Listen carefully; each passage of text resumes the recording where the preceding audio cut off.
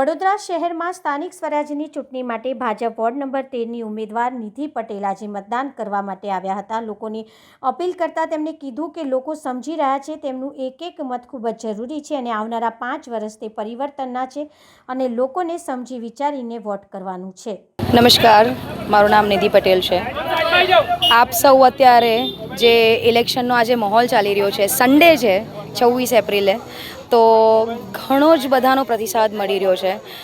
જોઈ રહ્યા છે કે લોકો પોતાની રિસ્પોન્સિબિલિટી કેવી સમજી રહ્યા છે, એક એક મતદાન એમનો કેટલો ઇમ્પોર્ટન્ટ છે એ એમને ખબર છે, એમને જાણ છે। એટલા માટે તમારો જે મતદાન છે એ વિકાસ સુધી પહોંચે એ તમારો એ પ્રયત્ન કરજો કે તમે સમજી વિચારીને think and vote, but please vote.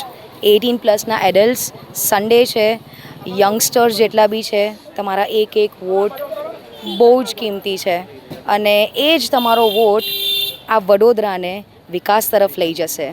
This 5 years is for transformation. This 5 years is of change. So please do come and vote. Thank you.